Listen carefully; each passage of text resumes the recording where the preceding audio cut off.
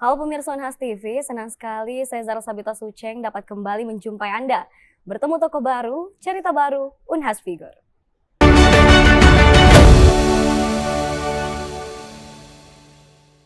Pemirsa, Kabupaten Goa memiliki luas wilayah terluas kedua di Sulawesi Selatan dan memiliki kepadatan penduduk ketiga setelah Makassar dan Bone. Memimpin wilayah tersebut tentu menjadi tantangan yang besar.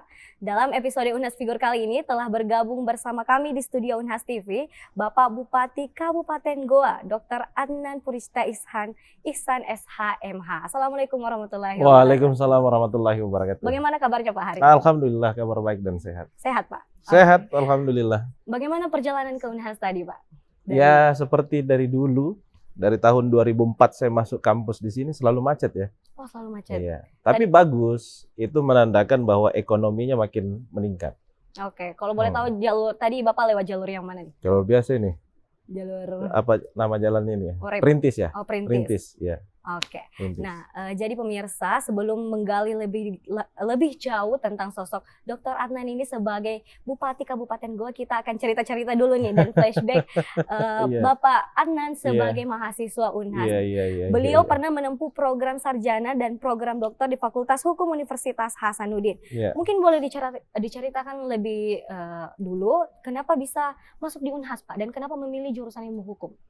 Yang pertama, ya kita ketahui bahwa Unhas merupakan salah satu kampus terbaik yang ada di Sulawesi Selatan, bahkan Indonesia Timur dan juga Indonesia. Sehingga kita mau mendapatkan ilmu yang sangat bermanfaat, sehingga saya memilih Unhas. Kenapa mengambil Fakultas Hukum? Karena saya tertarik di bidang pemerintahan. Saya tertarik di bidang politik dan pemerintahan. Sehingga saya mengambil mata kuliah yaitu Hukum Tata Negara. Oke, jadi maksudnya dulu jalur apa nih Pak? Nah, dulu ada namanya ekstensi. Ekstensi, oke. Ekstensi itu kan masuk sore, pulangnya malam. Masuk sore, pulangnya malam. Iya, karena kan pagi nggak ada. Pagi kan reguler biasanya. Lalu kemudian dari ekstensi berubah nama menjadi non-reguler. Non-reguler. Reguler. Jadi waktu itu saya mengikuti pendidikan sudah masuk pagi lagi. Masuk pagi sampai dengan sore.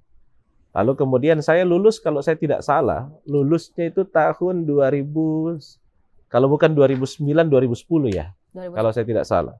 Karena pada tahun 2009 saya menjadi anggota DPRD Provinsi Sulawesi Selatan. Waktu itu usia saya 23 tahun. Oke. Dan setelah itu baru saya lulus S1. S1?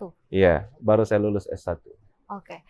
Tadi sempat disinggung nih, kalau masuk Fakultas Hukum karena tertarik dengan politik dan pemerintahan. Ini kalau boleh di-spill nih Pak, ini tertarik memang karena ada dorongan keluarga atau memang karena karena saya pribadi? Bukan, karena saya tumbuh memang di lingkungan keluarga yang politik dan pemerintahan, sehingga hampir dikategorikan bahwa sarapan pagi saya itu sudah politik. Oke. Sarapan pagi saya itu sudah pemerintahan.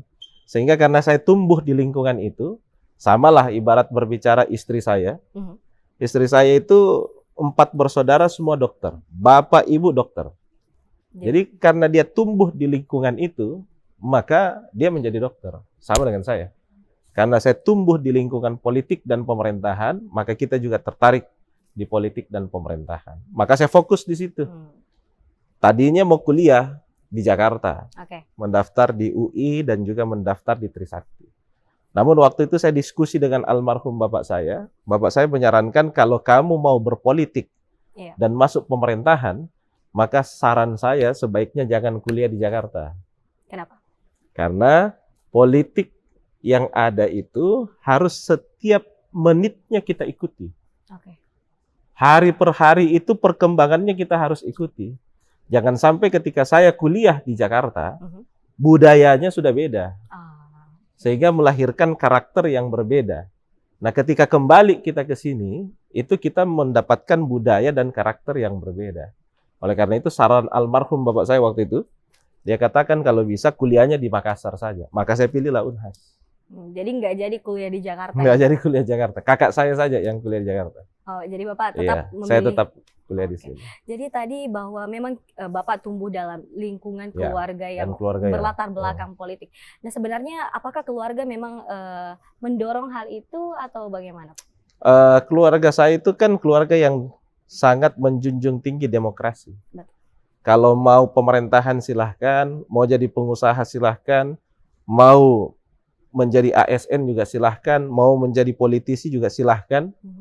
Jadi tergantung kita saja punya niat mau di pemerintahan atau tidak. Yang jelas apapun pilihan yang kita pilih, keluarga selalu memberikan support. Karena supporting system yang paling baik adalah keluarga. Kalau keluarga telah mendorong untuk kita bisa merintis karir di pemerintahan, maka yakin dan percaya kita akan mendapatkan kesuksesan untuk itu. Jadi memang sudah berlatar belakang politik, Ya, punya keinginan untuk ya, berpolitik, ya. kemudian didukung juga sama Didukung juga keluarga. sama keluarga, betul. Akhirnya berkuliah di Unhas ilmu hukum ya Pak. Iya.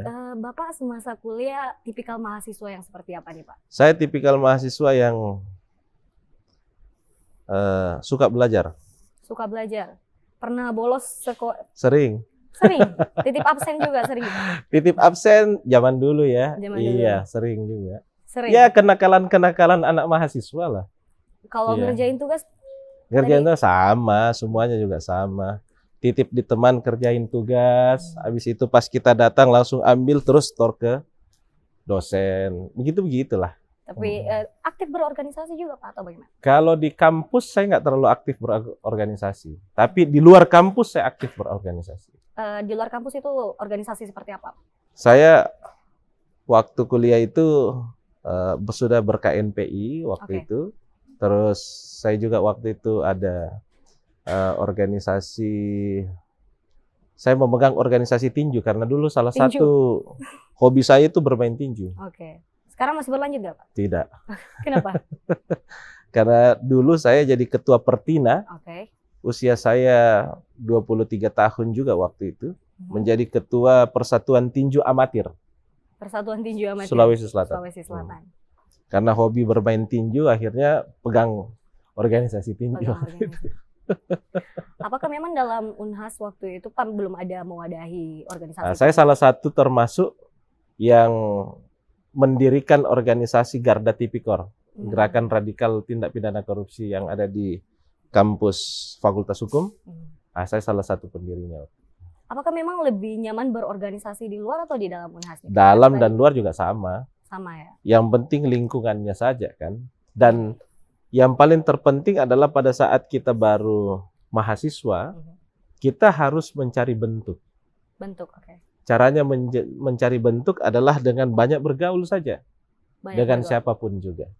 Nah, ketika banyak bergaul, disitulah kita mengetahui di mana passion kita sebenarnya. Dan setelah kita sudah ketahui passion kita fokus aja di situ. Oke. Fokus kembangkan karir, fokus kembangkan diri. Ya, orang katakan aktualisasi diri ya. Aktualisasi diri. Nah, setelah aktualisasi diri, barulah kita fokus di mana jalur yang akan kita ambil. Oke, jadi semasa kuliah cukup banyak pergaulannya Bapak ini baik Iya, di dalam atau di baik luar. dalam maupun luar. Ya. Jadi tersebar ya temannya di mana-mana. Oke, pengalaman paling berkesan nih Pak selama berkuliah di Unhas. Kalau saya yang paling berkesan adalah kalau di S1 ya. S1. Kalau S1 ya paling berkesan tentu kita bisa berkumpul dengan teman-teman angkatan.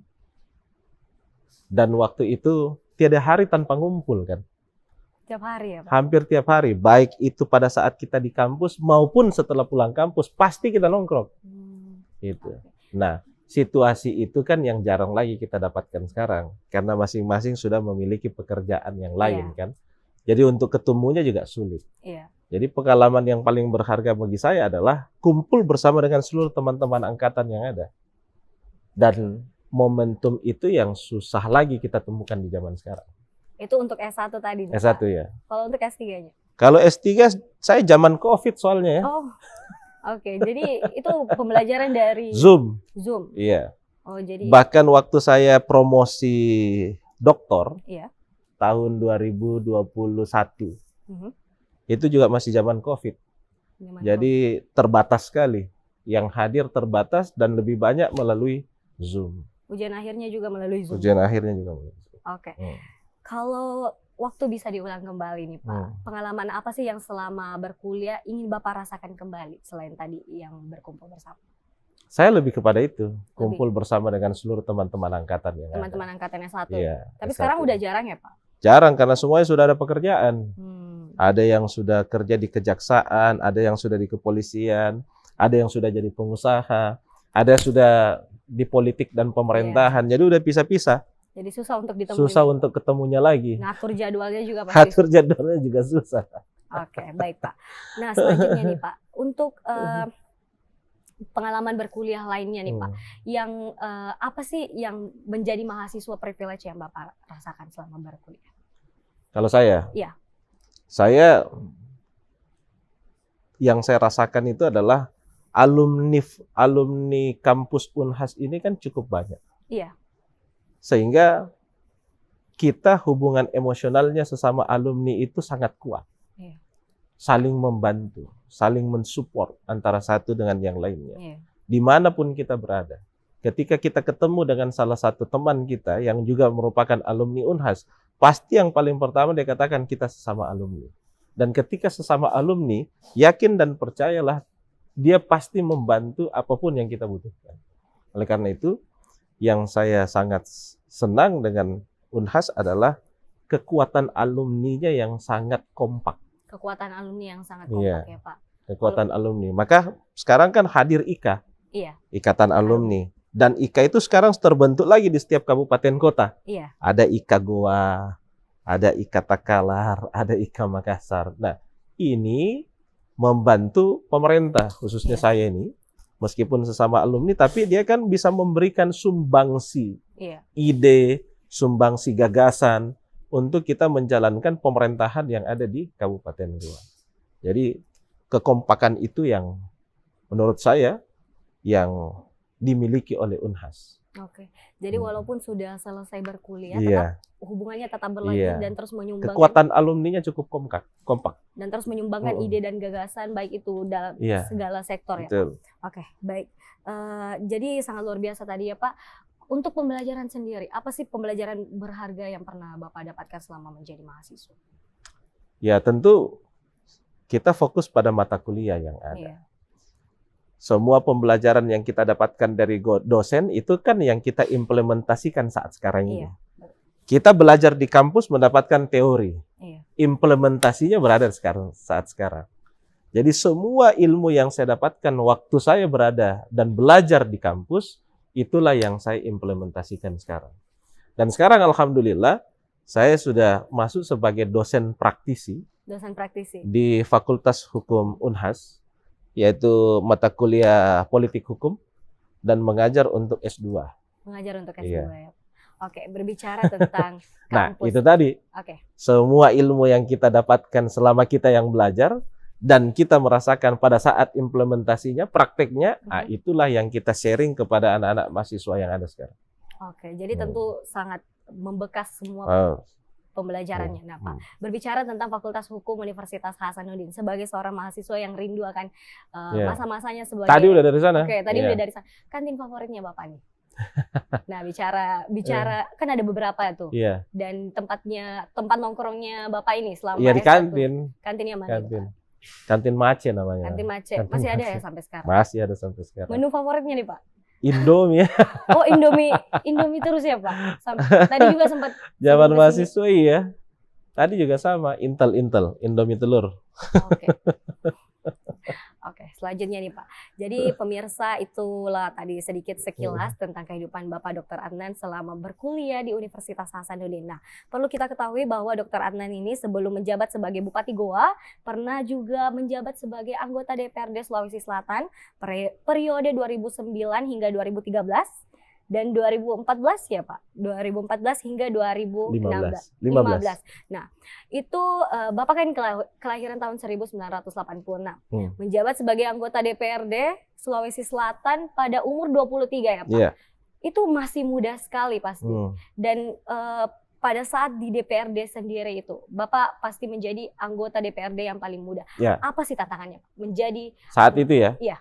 Kalau sekarang kan sudah banyak sekali yang muda. Iya. Kalau waktu 2009 dulu, saya menjadi anggota DPRD Provinsi Sulawesi Selatan itu berkantor bersama dengan temannya nenek saya. Temannya nenek saya. Dan juga temannya bapak saya dan om saya. Sehingga dalam satu kantor itu seluruh anggota DPRD tidak ada yang memanggil saya Pak, Jadi manggilnya apa? Nak semuanya. Manggil Nak. Karena Anggota saya kan DPRD umur 23 Oke. tahun waktu itu.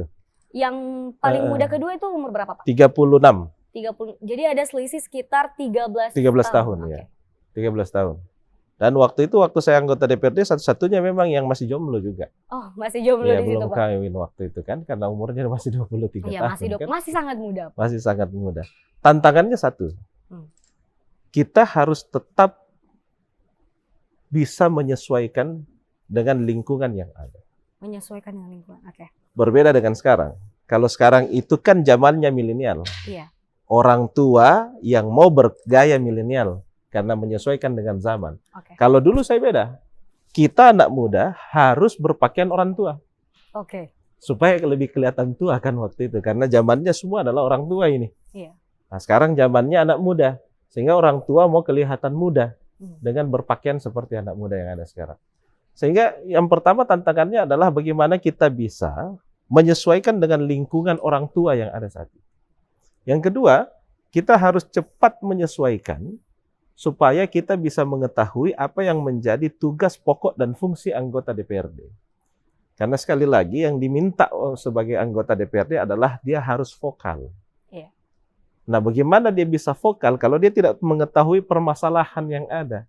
Dia tidak tahu alurnya seperti apa, dia tidak tahu tugas pokok dan fungsinya seperti apa. Maka waktu itu tantangan bagi saya adalah segera menyesuaikan dengan itu semuanya.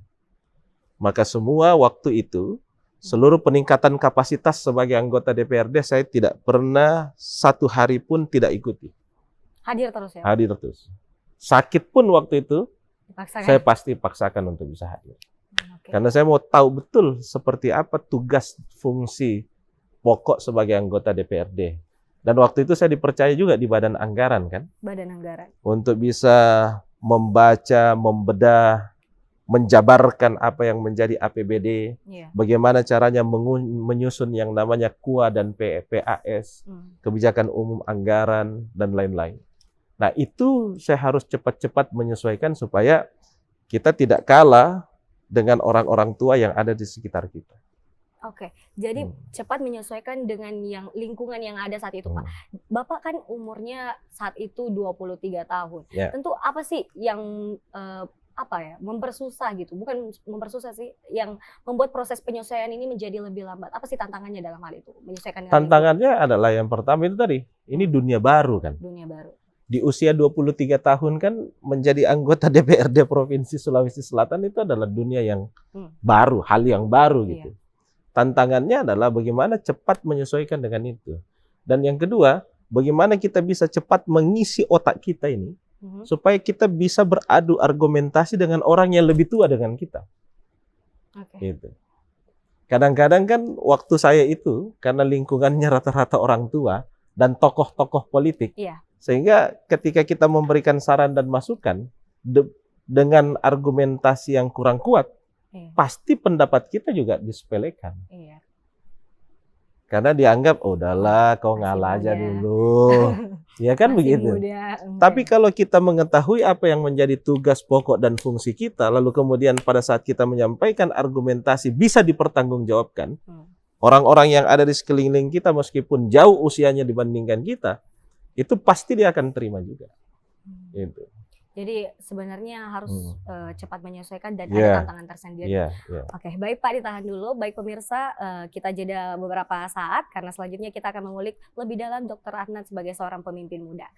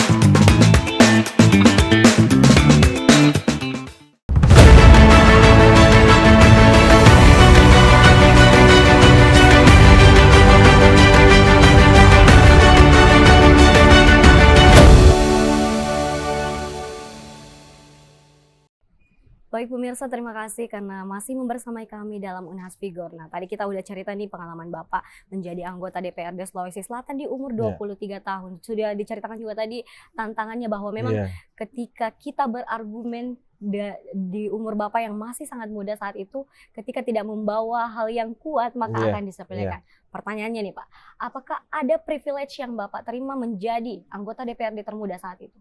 Nggak ada. Nggak ada ya Pak. Iya. Jadi semuanya Saya kan jadi anggota DPRD Provinsi Sulawesi Selatan itu, daerah pemilihan saya juga bukan Kabupaten Goa. ya Daerah pemilihan saya Makassar. Makassar. Jadi saya masuk jadi anggota DPRD dari Dapil Makassar. Karena waktu saya minta izin sama bapak saya almarhum, dia katakan begini, boleh kamu mencalonkan tapi dengan satu syarat, jangan ambil daerah pemilihan Kabupaten Goa. Kenapa Pak? Karena dia bupati di Goa. Hmm. Karena saya bupati di Goa. Kalau kau terpilih karena kerjamu dan kinerja seluruh timmu, semua orang mengatakan karena saya bupati di Goa. Jadi kau cari dapil lain. Maka saya ambil Makassar. Nah pada saat saya masuk jadi anggota DPRD, saya kan alhamdulillah memperoleh suara terbanyak waktu itu. Iya. Saya mendapatkan suara, kalau saya tidak salah ingat 32.000 lah. 32.000. 32.000 masyarakat Makassar yang memilih saya waktu itu. Sebenarnya sudah bisa untuk pimpinan komisi dan pimpinan fraksi. Iya. Tapi waktu itu almarhum bapak saya bilang begini, kamu di situ tujuannya mau menikmati jabatan atau mau belajar. Oke. Kalau kamu mau belajar, tidak boleh ngambil posisi apapun. Jadi Jadi Bapak semua nggak- anggota biasa. Anggota DPRD biasa, fraksinya juga biasa, tidak ada pimpinan sama sekali. padahal dengan baik- suara begitu, Baik komisi, pansus, maupun fraksi. padahal dengan perolehan suara yang banyak tadi itu berkesempatan. Harusnya boleh. Harusnya Oh. boleh. Tapi Bapak memilih untuk Iya, karena saya mau belajar. mau belajar. Iya. Oke. Susah nggak Pak? Itu proses pembelajarannya saat Susah. susah sekali. Ya? Seperti apa? Susah karena satu, menyusun kebijakan umum anggaran itu kan tidak gampang. Iya. Menyusun bersama-sama dengan tim anggaran pemerintah daerah yang disebut dengan TAPD. Lalu kemudian ada namanya PPAS. Lalu kemudian bagaimana kita membaca apa yang menjadi visi dan misi pemerintah provinsi waktu itu. Lalu kemudian dijabarkan dalam bentuk program. Iya. Ada yang namanya RPJMD, ada yang namanya RKPD. Ini harus dibaca satu persatu supaya kita tahu arah tujuan yang jelas untuk Sulawesi Selatan dan program kerjanya seperti apa. Oke. Jadi Gitu. tadi untuk maju menjadi anggota DPRD Sulawesi Selatan itu ambilnya Dapil Makassar ya Pak? Iya, Itu tapi perolehannya cukup besar padahal Iya. bukan iya. kabupaten gua. Itu bagaimana caranya Pak? Ya, saya waktu itu sosialisasi ke masyarakatnya itu mulai dari subuh. Subuh. Oke. Subuh, dimulai dari sholat subuh, berakhirnya pasti malam. Kalau bukan jam 10, jam 11, jam 12 biasanya berakhir. Jadi biasa dalam satu hari dulu, Iya. saya minimal 12 titik. 12 titik 12 titik dalam satu satu hari. hari. Kunjungi masyarakat, sosialisasi, dan juga silaturahmi dengan seluruh lapisan masyarakat yang ada. Jadi dengan kegigihan itu berhasil memperoleh Iya, suara 32.000 ya. Nah, baik, itulah tadi pengalamannya Bapak untuk anggota DPRD Sulawesi Selatan. Nah, Iya. setelah menjadi anggota DPRD Sulawesi Selatan 2015 ya Pak, terakhir itu. Kemudian maju mencalonkan diri sebagai Bupati Goa Iya. tahun 2015. Boleh diceritakan Pak terkait awalnya itu? Saya 2014 dilantik lagi sebagai anggota DPRD. Iya. Lalu kemudian 2015 saya cuma 1 tahun. Iya. Mengundurkan diri sebagai anggota DPRD untuk maju mencalonkan sebagai Bupati Kabupaten Goa. Dan waktu itu saya sempat hampir tidak maju. Karena ada yang namanya pasal dinasti waktu Iya. itu kan. Tidak boleh yang langsung, harus dikasih jeda. Iya. Lalu kemudian dilakukan gugatan di Mahkamah Konstitusi. Mahkamah Konstitusi menerima gugatan tersebut, lalu kemudian saya boleh maju kembali sebagai calon bupati. Nah, waktu tahun 2015 saya maju melalui jalur persorangan, Oke. independen, Independen ya. tidak didukung, tidak diusung oleh partai. Tidak diusung oleh partai. Jadi cukup sulit ya Pak untuk Waktu itu saya masuk melalui independen, karena waktu itu hampir semua partai menawarkan wakil. Iya. Sementara kita sudah punya calon wakil Iya. dan kita ambil dari birokrat. Oke. Karena saya kan politisi, wakilnya diambil dari birokrat. Sehingga waktu itu kita percaya diri untuk masuk melalui jalur persorangan atau independen, dan alhamdulillah bisa memenangkan pilkada. Oke. Apa sih yang menjadi motivasi Bapak kemudian, kan hanya 1 tahun nih untuk setelah pelantikan 2014 di DPRD Sulsel, kemudian berani untuk mengajukan gugatan kemudian dan disahkan kemudian untuk menjadi bupati, untuk mencalonkan diri sebagai Bupati Goa. Apa motivasi besarnya Bapak? Yang paling pertama adalah mau mengabdi untuk kampung halaman. Saya kan asli orang Goa. Iya. Jadi kita mau mengabdi untuk kampung halaman, mau membangun Kabupaten Goa agar kabupaten ini lebih baik, lebih maju, dan masyarakatnya makin sejahtera di masa yang akan datang. Dan yang paling utama adalah bagaimana melanjutkan seluruh program yang sudah berjalan. Berkelanjutan. Melanjutkan seluruh program pendidikan yang sudah berjalan.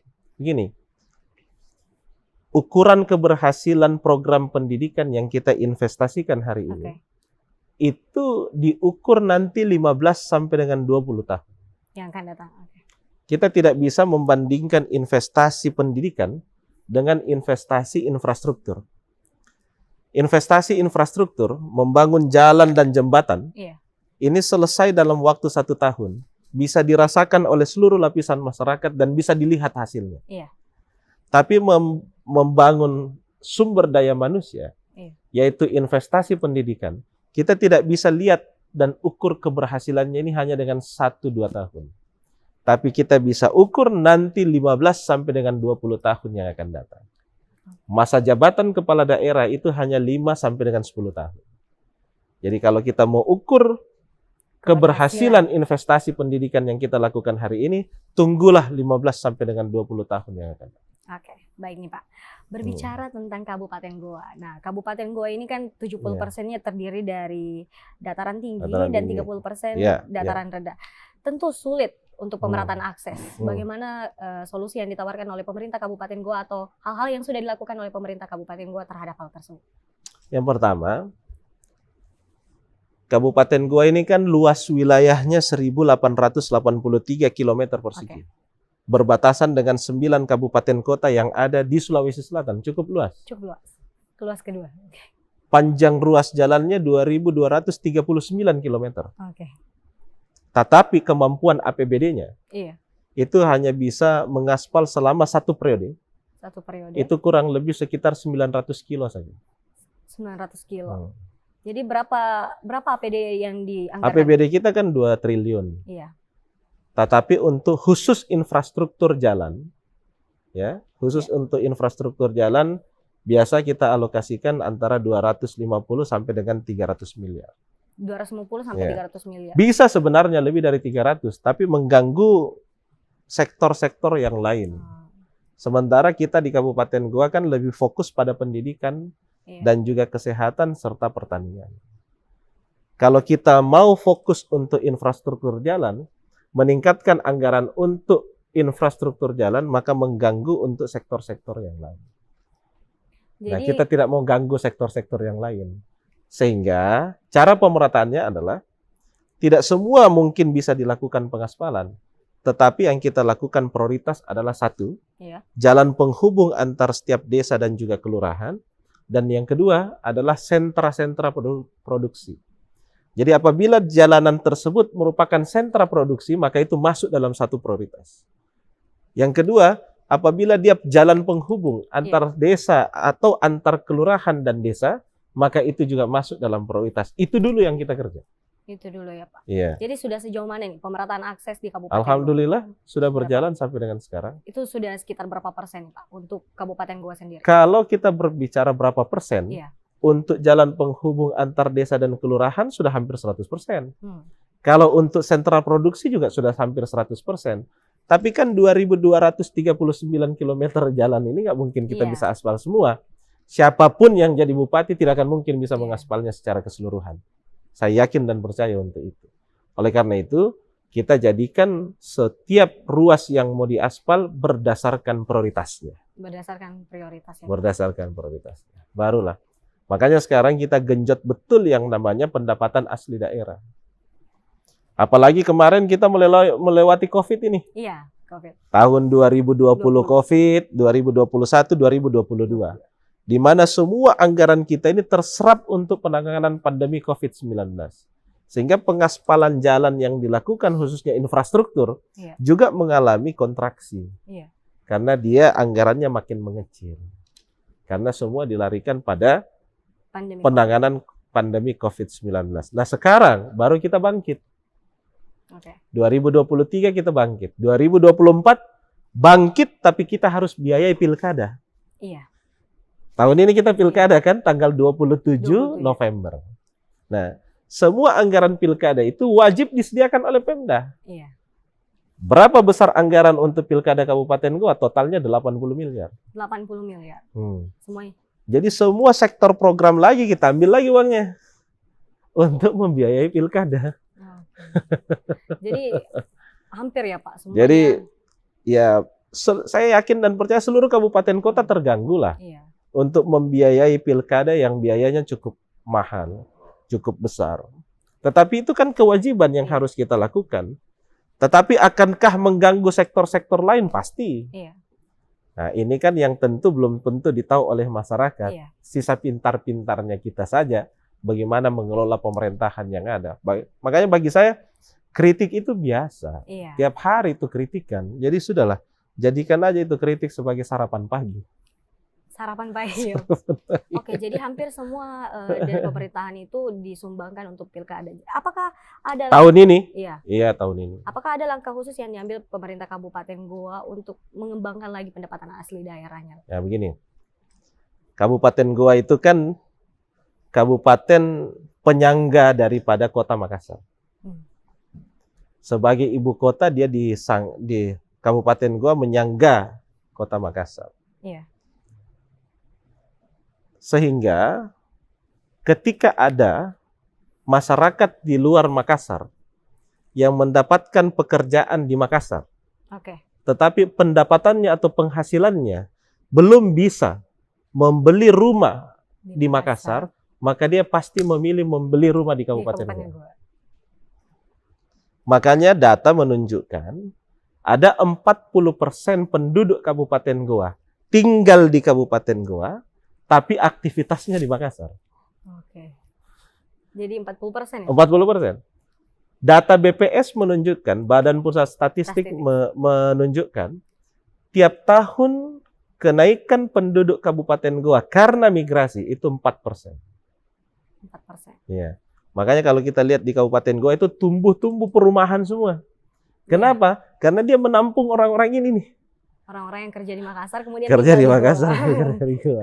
Makanya kalau kita lihat di pagi hari, di sore hari, Jalan Alauddin, Barombong, Hertasning, macet. Karena pagi hari orang yang dari Goa mau ke Makassar, di sore hari orang yang sudah kerja di Makassar mau pulang kembali ke Kabupaten Goa, pasti macet. Nah, kendalanya lagi adalah mereka-mereka yang kerja di Makassar tapi tinggal di Kabupaten Goa itu memberikan sumbangsi pendapatan kepada Makassar. Tidak memberikan sumbangsi bagi Kabupaten Goa. Kenapa? Karena dia mulai dari pagi aktivitasnya di Makassar, makan di Makassar, kerja di Makassar, makan siang di Makassar, nongkrongnya di Makassar, nanti mau tidur baru kembali ke Kabupaten Goa, kan kira-kira begitu. Jadi sehingga kendala Kabupaten Goa sulit sekali menaikkan pendapatan per kapita masyarakatnya. Kenapa? Karena itu tadi, mereka semuanya belanjanya di Makassar. Apa strateginya pemerintah? Menjadikan Kabupaten Goa menjadi salah satu daerah pariwisata.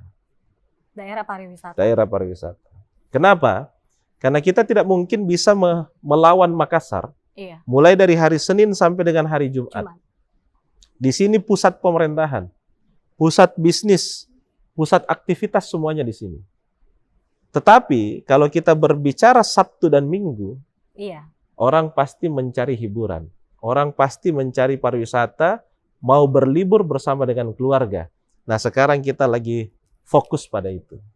Pengembangan wisata. Makanya kenapa Malino kita kembangkan kembali. kemudian kita gandeng investor untuk bisa berinvestasi di Kabupaten Goa. Tahun ini insya Allah ada 5 destinasi pariwisata baru di Kabupaten Goa dengan skala nasional. Apa-apa saja itu, Pak? Yang pertama Cimory. Oke. Kalau kita selama ini ke Cimory di Bogor yang ada di Jawa Barat, Iya. sekarang nanti tahun ini nggak usah jauh-jauh ke Bogor, Jawa Barat. Cukup datang ke Kabupaten Goa sama dengan yang Tahun ada ini di- mulai beroperasi. Tahun ini sudah mulai beroperasi. Kemudian ada Malino Hills, ada Malino Green Hills, ada Malino Wonderland, dan ada Kampung Eropa. Kampung Eropa. 5 program wisata yang dicanangkan. 5 investasi Oke. yang masuk di Kabupaten Goa untuk destinasi pariwisata Untuk destinasi yang skala nasional. skala nasional. Sehingga saya yakin dan percaya kalau ini semuanya jadi, maka ini menjadi salah satu tujuan pariwisata favorit baru yang ada di Sulawesi Selatan dan itu berada di Kabupaten Goa. Jadi tadi 5 program 5 investasi wisata ini masuk dalam kampanye Ayo ke Goa atau gimana, Pak? Masuk, Masuk ya. masuk. Boleh dijelaskan tentang Masuk. kampanye Ayo ke Goa itu, Pak? Ya itu tadi. Ayo ke Goa itu maksudnya adalah mengajak masyarakat untuk datang ke Kabupaten Goa, menikmati semua destinasi pariwisata yang ada di Kabupaten Goa. Jadi hanya berfokus pada pariwisata atau Pariwisata. Oke. Semua yang ada di Kabupaten Goa kita fokus pada pariwisata. Kenapa? Karena itu tadi. Iya. Karena 40% masyarakat kita ini kan aktivitasnya di Makassar. Oke. Kita mau kembalikan supaya mereka belanjanya di Kabupaten Goa dan kita bisa mengambil di luar 40% ini untuk mengembalikan Oke. uangnya masyarakat Kabupaten Goa 40% ini yang Senin sampai dengan Jumat Ya. disumbangkan ke Di Makassar kan Oke. gitu. Oke. Kita mau kembalikan kira-kira begitu. Oke, berbicara tentang investasi dan pembangunan Hmm. Kabupaten Goa. Nah, pembangunan di Kabupaten Goa pada masa Bapak banyak masyarakat yang mengapresiasi hal tersebut karena pembangunan fisik dilakukan di mana-mana nih, Pak. Ada Rumah Sakit Galesong, ada juga Stadion Kale Goa. Rumah Sakit Bontonompo. Oke. Kemudian apakah memang pada masa jabatannya Bapak sebagai Bupati Kabupaten Goa berfokus pada pengembangan infrastruktur seperti itu? Kita padukan. Padukan. Kalau kita melihat apa yang menjadi visi misi saya, Iya. program prioritas utama itu adalah pendidikan. Saya ingin membangun sumber daya manusianya. Dan yang perlu diketahui bahwa salah satu alasan waktu itu saya didorong menjadi Bupati Kabupaten Goa oleh almarhum bapak saya, itu saya diminta untuk berjanji melanjutkan seluruh program pendidikan yang dia sudah canangkan. Oke. Melanjutkan seluruh program. Seluruh program pendidikan yang dia sudah lakukan di zamannya, itu wajib saya lanjutkan. Jadi salah satu alasannya mendorong saya untuk menjadi Bupati Kabupaten Goa adalah saya harus berjanji untuk melanjutkan seluruh program pendidikan yang sudah berjalan. Karena itu tadi, bahwa ukuran keberhasilan investasi pendidikan yang kita lakukan hari ini butuh waktu 15 sampai dengan 20 tahun ke depan. Oke. Ada juga yang menarik dia, Pak, tentang salah satu program yang Bapak lakukan adalah Rumah Tahfiz Quran. Ini kenapa bisa terbesit untuk melaksanakan program seperti ini? Mungkin dijelaskan. Kita kan mau mencetak Iya. 1 penghafal Al-Quran setiap desa dan kelurahan. Iya. Mencetak penghafal Al-Quran setiap desa dan kelurahan. Lalu kemudian kita membangun rumah tahfiz. Rumah tahfiz ini adalah kantor, salah satu kantor dinas yang ada di Kabupaten Goa, yang luasnya 1,6 hektar. Itu kita renovasi, menjadikannya sebagai rumah tahfiz. Nah, kita kerjasamakan dengan UIN Alauddin Makassar. Oh, iya. Maka persyaratan siapapun yang mau menjadi penghafal Al-Quran ini harus lulusan SMA dan SMK. Kenapa? Karena banyak juga kita mendapatkan saran dan masukan. Kadang-kadang kita mencetak penghafal Al-Quran itu hanya fokus pada hafalan. Iya. Kita tidak fokus pada peningkatan akademiknya. Maka kita kerjasama dengan UIN Alauddin Makassar. Dia belajar di rumah tahfiz tersebut atau lembaga pendidikan mahasantri kita sebutnya.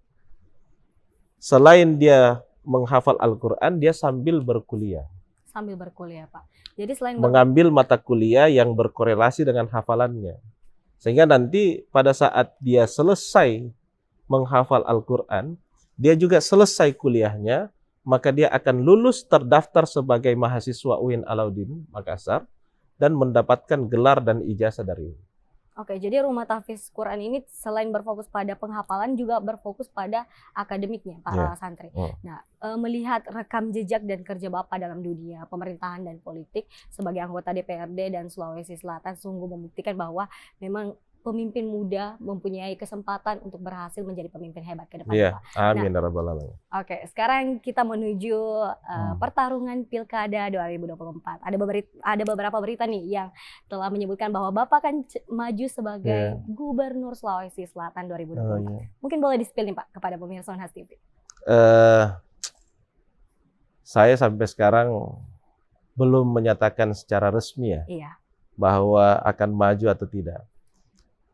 Pendaftaran itu kan tanggal 27 Agustus. Kalau kita hitung mulai dari sekarang, masih ada waktu kurang lebih 3 bulan ke depan. Dalam waktu 3 bulan ini saya menghitungnya adalah waktu yang masih sangat lama dan masih sangat dinamis proses dan perkembangan yang akan terjadi ke depan. Kita lihat aja nanti. Tapi prinsip saya satu, rezeki sudah ditentukan dan tidak akan mungkin tertukar. Rezeki sudah ditentukan dan tidak mungkin akan tertukar. Oke, baik nih Pak. Untuk terakhir, closing statement-nya kepada para pemuda dan khususnya masyarakat untuk dapat menjadi sosok pemimpin hebat seperti Bapak. Yang pertama kita harus mampu terus untuk meningkatkan sumber daya manusia yang ada di wilayah baik Kabupaten Goa, Sulawesi Selatan, bahkan Indonesia. Kita harus terus meningkatkan kemampuan kita, karena kekayaan suatu daerah, kekayaan suatu bangsa dan negara, itu bukan ditentukan karena sumber daya alamnya, tetapi ditentukan oleh sumber daya manusianya. Oleh karena itu, kalau kita mau menjadi daerah yang hebat, mau menjadi provinsi yang kuat, Indonesia emas tahun 2045, maka yang harus kita persiapkan adalah sumber daya manusianya. Tingkatkan seluruh kemampuan yang ada, belajar terus, cari ilmu terus, kembangkan potensi yang ada dalam diri, sehingga insya Allah kita bisa meraih Indonesia emas pada tahun 2045. Oke, baik, terima kasih banyak atas closing statement-nya Pak. Terima kasih Pemirsa, banyak. itulah tadi diskusi inspiratif kita bersama Bapak Bupati Kabupaten Goa, Dr. Adnan, sosok pemuda yang memimpin Kabupaten Goa 2 periode. Demikianlah diskusi kita hari ini. Saya Zahra Sabita Suceng beserta kru yang bertugas. Pamit undur diri dan sampai jumpa.